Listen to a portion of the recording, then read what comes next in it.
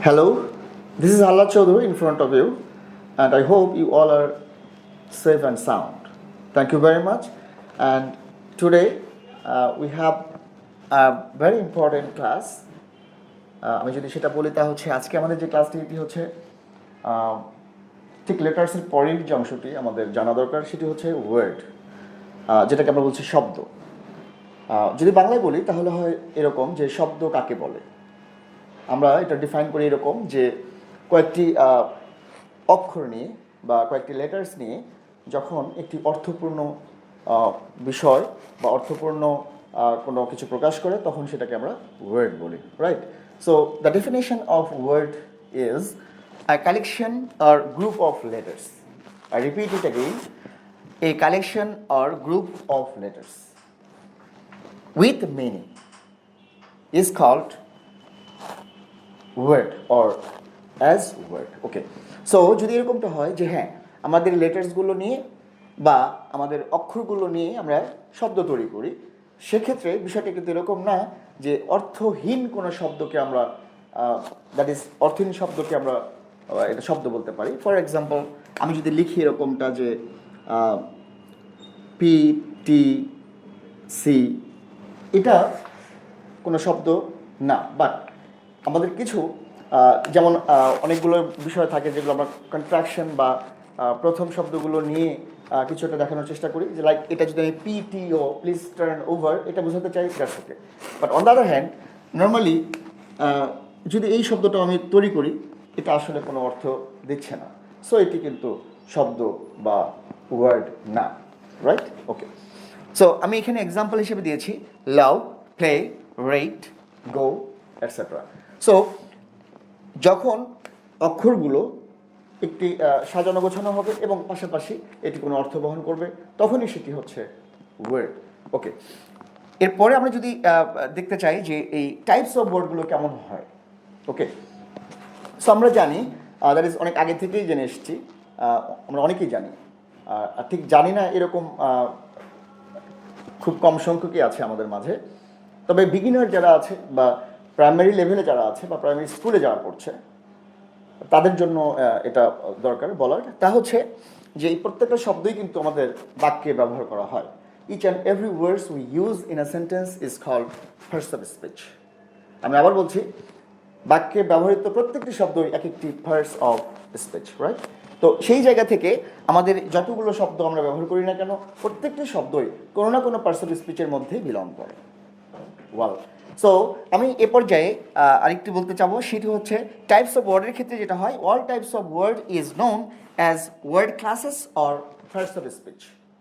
Word classes or parts of speech. So thank you very much.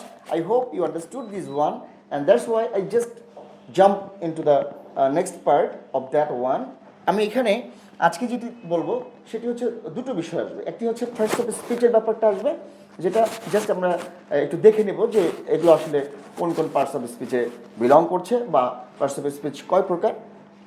সেই সাথে syllable নিয়ে একটু কথা বলার আছে আপনাদের সাথে, যদিও শুধু সিলেবালের উপরে আমি বা আমরা আরেকটি ক্লাস ইনশাল্লাহ করবো ইনশাল্লাহ। ওকে, সো এখন আমি যাচ্ছি এখানে একটু সামারাইজ করি, তা হচ্ছে a collection or group of letters with meaning is called as word. আমি আবারও এটা রিপিট করছি বাংলায়, যে কয়েকটি শব্দ দ্যাট ইজ কয়েকটি অক্ষর একটি শব্দ গঠন করে এবং সেটির একটি অর্থ থাকবে। শুধু অক্ষর দিয়ে অর্থহীন কোনো শব্দ আমরা শব্দ বলতে পারি না। ওকে, এবং ফর এক্সাম্পলের ক্ষেত্রে যেটা বলেছি যে এই লেটার্সগুলো যেভাবে অ্যারেঞ্জ করা আছে এখানে, সেক্ষেত্রে আমি যদি এটাকে একটু চেঞ্জ এলোমেলো করে দিই বা যেটাকে জাম্বলিং ওয়ার্ডস বলি বা জাম্বলিং লেটার্স বলি, তাহলে কিন্তু এটা অর্থ দিচ্ছে না। সো অর্থ পূর্ণ হতে হবে, আর সেগুলোকে আমরা বলি শব্দ বা ওয়ার্ডস, এবং এগুলোকে আমরা দুই ভাগে পাই। একটি হচ্ছে পার্টস অফ স্পিচ, অথবা এটিকে আমরা ওয়ার্ড ক্লাসেসও বলতে পারি। So thank you very much. আমি এখন যাচ্ছি এই শব্দগুলো বেসিক্যালি আমরা কতভাবে দেখতে পাই। Okay, thank you very much, thank you very much for your time. যেমনটা বলেছিলাম এর আগে, তা হচ্ছে ওয়ার্ড কাকে বলে এবং পাশাপাশি ওয়ার্ডের যে যোগ্যতা সেই যোগ্যতা সম্পর্কে কথা হলো। যেমন শুধু অক্ষরগুলো আমরা সাজালেই হবে না, সেটি একটি অর্থ প্রকাশ করতে হবে। এখন আমরা যেটি দেখব তা হচ্ছে এই ওয়ার্ডসগুলো বেসিক্যালি কোথায় বিলং করে, দ্যাট ইজ এটিকে আমরা বলছি পার্টস অফ স্পিচ। যেমনটা আমি যদি ডিফাইন করি পার্টস অফ স্পিচকে, তাহলে এটা হয় এরকম যে বাক্যে ব্যবহৃত প্রত্যেকটি শব্দকেই পার্টস অফ স্পিচ বলে। রিপিট ইট অ্যাগেইন, বাক্যে ব্যবহৃত প্রতিটি শব্দই এক একটি parts of speech. Each and every words in a sentence is called a parts of speech.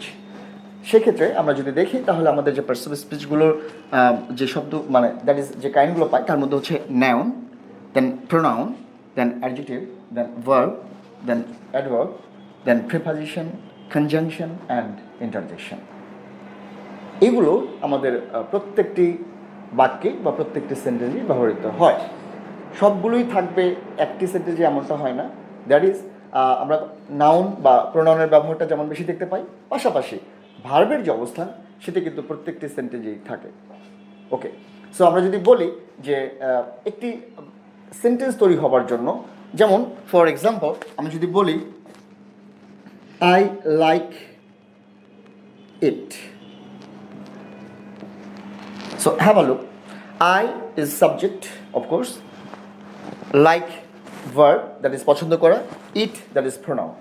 এখানে যেমনটা বলছি আই বেসিক্যালি বিলং করে, এটি প্রোনাউন, আমার পরিবর্তে যেটি বসলো সেটি হচ্ছে আই। ওকে, হি হতে পারে, শি হতে পারে, ইউ হতে পারে। সেক্ষেত্রে নামের পরিবর্তে যেগুলো আমরা ব্যবহার করছি সেটা হচ্ছে pronoun. So it's very important, right? Okay, পাশাপাশি যদি আমার নামের কথা আসে যে আমি হাল্লাজ, সো হাল্লাজের ক্ষেত্রে এখানে হাল্লাজ হতে পারতো, that is Hallaj likes it, right? So আমি যদি আরেকটা এক্সাম্পল এখানে লিখি,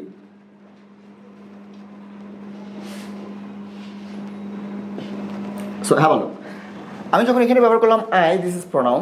যখন এখানে ব্যবহার করলাম this is noun, and this is আমরা যদি বলি এটাকে প্রপার নাউন, রাইট? ওকে, লাইকস অফকোর্স থার্ড পার্সন হবার কারণে এবং সিঙ্গুলার ফর্ম হওয়ার কারণে লাইকস হয়েছে।